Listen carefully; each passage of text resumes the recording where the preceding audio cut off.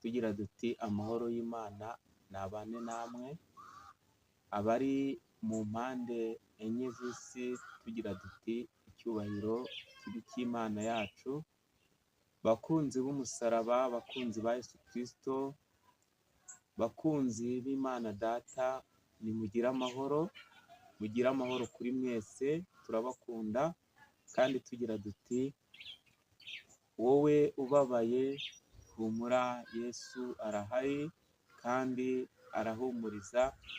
Umuririmbyi we yararirimbye aravuga ngo hari igihe umuntu arararira bwacya mu gitondo impundu zikavuga, humura wowe ubabaye, impundu zishobora kuvuga ukishima, kuko iby'isi ni gatebe gatoki, niko isi yubatse, habaho igihe cyo kubabara, igihe cyo guseka, ni nako umubwiriza yabivuze, igihe cyo guseka, igihe cyo kubabara n'igihe cyo kwishima. Ibyo byose ni ibihe tunyuramo. Wowe ubabaye rero humura, Imana irahari, kandi wowe ushonje Imana yaguha ibyo kurya, kuko ijambo ryarambwiye ngo igaburira ibikona ikagaburira inyoni, iyo ngiyo ntiyabura kugaburira umwana w'umuntu yiremeye. Kandi wowe urwaye, Imana yazuye Lazaro amaze iminsi 4 mu gituro, ikamusubiza ubuzima, ikamusubiza Marita na Mariya, ikongera ikamusubiza kuba muzima. Imana yagukiza kuko Imana ifite ubutware n'ubushobozi. Gusa tuza kandi wihangane uyiringire, Uwiteka azagukiza kandi azabana nawe. Imana iduhane umugisha kandi Imana itugirire neza. Ibyo byari binyuzeho, reka tubanze dusenge Imana kugira ngo tuganire ku ijambo ry'Imana. Ndi kumva Imana iri gushyira mu mutima wanjye kugira ngo tubiganire mu gihe gitoya kitari kinini cyane. Imana itugirire neza. Mana, turagushimye, turaguhimbaje, tugushimiye kubw'ijambo ryawe ryiza tugiye kumva. Yemerera buri muntu wese uzumva iri jambo ryawe rizamugirira umumaro, kandi rizagira aho rimukura n'aho rimushyitsa, kugira ngo tubashe gukomera muri iyi minsi. Urakoze rero, turagushimiye, icyubahiro ni icyawe muri byose, mu izina ry'umwami wacu Yesu Kristo, amen. Imana ishimwe. Amahoro y'Imana abane namwe mwese mukomeje gukurikira iyi channel cyangwa uru rubuga Agira Neza Yesu TV. Imana y'amahoro ibaha umugisha, kandi Imana y'amahoro ibagirire neza. Reka dusome ijambo ry'Imana riri hano mu gitabo cy'Ibyahishuwe, ibice ni 21. Turasoma ku murongo wa 7. Umutwe w'amagambo uravuga ngo iby'ijuru rishya n'isi nshya. Ku murongo wa 7 haravuga ngo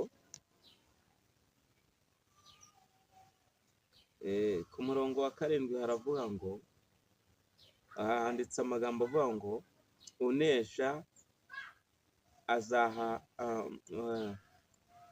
handitse amagambo avuga ngo unesha azaharagwa byose, nanjye nzaba Imana ye, nawe abe umwana wanjye.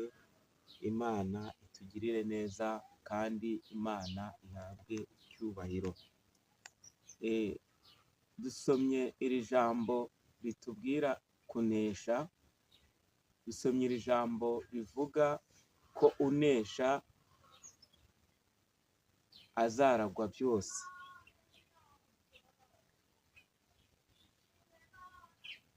Ngo unesha azaragwa byose, nanjye nzaba Imana ye.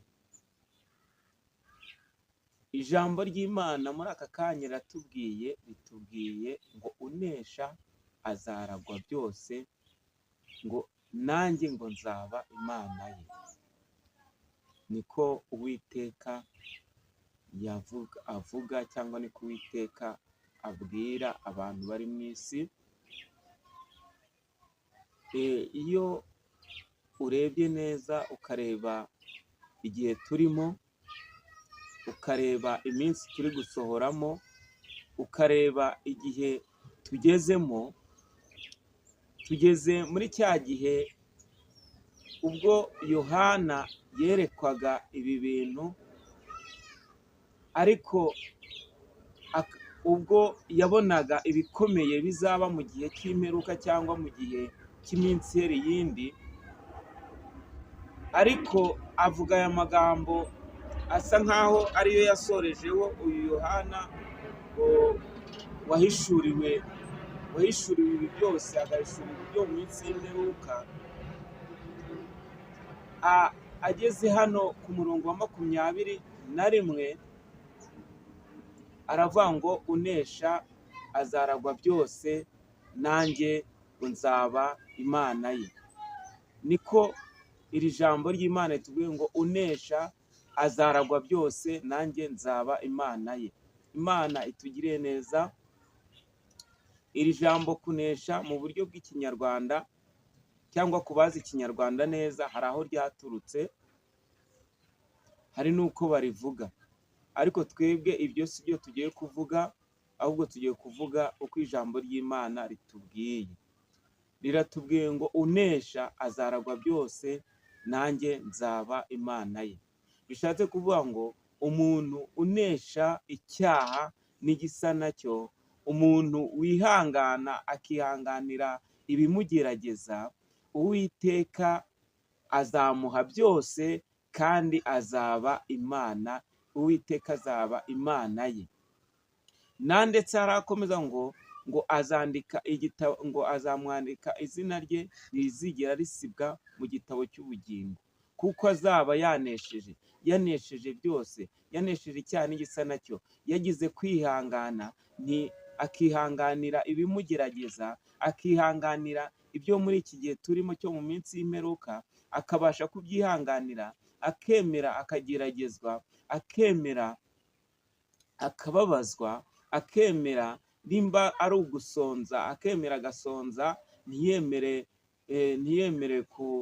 kugira ngo acumure, cyangwa nimba ari mu gihe cy'inzara akemera agasonza kugira ngo adacumura ku Mana, nimba ari mu gihe cyo kurenganywa cyangwa cy'ibigerageza akemera akabinyuramo neza, akanesha icyaha n'igisa nacyo, ntiyiyandurishe icyaha. Niyo mpamvu iri jambo ritubwiye ngo unesha nzamuha byose, nanjye nzaba Imana ye. Imana itugiriye neza. Muri aka kanya nkwifurije kunesha kandi ukanesha. Iyo urebye muri iyi minsi, wenda reka tuganire kuri iki kintu ho gato, ukareba ibyahanuwe cyangwa ukareba ibyahanuwe ari byo dusoma muri Bibiliya, ukareba igihe tugezemo, ubona ari igihe kigoye, ubona ari igihe kigoye abagenzi, ubona ari igihe kiruhije, ku buryo bisaba ngo umuntu ahagarare neza cyangwa asabe Imana izindi mbaraga, akomere ku munsi mubi, kuko turi mu gihe cy'iminsi mibi, ubwo umuntu ashobora, ubwo turi muri cya gihe hariya mu gitabo, nimba ari icya Timoteyo, ndumva ayo magambo ari muri iki gitabo cya Timoteyo, avuga ngo abantu, ngo hazaduka abahanuzi b'ibinyoma, bagahanura iby'Imana ariko atari ab'Imana. Abahanuzi bavuga ibintu by'Imana nyamara atari ab'Imana, ngo bazaba bafite ngo ishusho yo kwera, ngo nyamara mu mitima yabo birabura. Imana itugiriye neza. Bazaba bagaragaza yuko ibyo bavuga ari iby'Imana, nyamara bafite izindi nyungu bagamije ku bantu, bafite ubundi buryo, bafite ngo icyo gihe ngo hazaba hariho imyuka iyobya. Bene data, iyo urebye ibyo muri iyi minsi, ukareba iki gihe turimo, hari imyuka iyobya myinshi. Hariho abantu baza bakiyitirira Imana cyangwa bakiyitirira izina ry'Imana. Mbese tugeze muri cya gihe, dusohoye muri cya gihe, ubwo muri cya gihe ngo abantu, nubwo iri jambo bavuga ngo abagore 7 bazifuza kuba bazifuza kuba abagore b'umugabo umwe, abantu bakabisobanura ko bakumva yuko ari abagore basanzwe, aba ngaba basanzwe, abadamu cyangwa abamama, ariko si uko bimeze. Byari bishatse kuvuga ko abantu baziyitirira, bazaza bakabwira Kristo ngo reka dukoreshe izina ryawe ubundi natwe twitunge. Bishatse kuvuga ngo abantu benshi baza biyitirira Kristo ari we mukuru w'itorero, bakiyitirira ko ari abagore, bakiyitirira ko ari itorero ry'Imana, nyamara atari itorero ry'Imana. Bakavuga ngo, bakaza bakoresha izina rya Kristo, nyamara atari aba Kristo. Ari bya bindi bivuga ngo abagore 7 bazaza bavuge ngo tureke twitirirwe izina ryawe. Abantu muri iyi minsi bari kuza biyitirira izina rya Kristo, bakaza bavuga ngo bari gukora ibimenyetso n'ibitangaza mu izina rya Kristo, nyamara ari imyuka ya yindi twavuye ngo mu minsi y'imperuka hazaduka abahanuzi b'ibinyoma, abahanuzi bafite imyuka iyobya, ngo bazaba bafite ishusho yo kwera, nyamara atari yo kwera, ahubwo ari indi myuka bakoresha. Muri iki gihe nicyo gihe turimo. Buracya mu gitondo ukumva umuntu araje akubwiye ibintu, afite indi myuka iyobya, nyamara abantu benshi barimo gukurikira, bakaza bakurikira, hariho mbese bakurikira ibitangaza, ahubwo badakurikiye agakiza k'Imana, cyangwa badakurikiye gukizwa cyangwa gukiranuka, ahubwo bakaza bakurikiye mbese bakurikiye ibitangaza. Imana itugirire neza.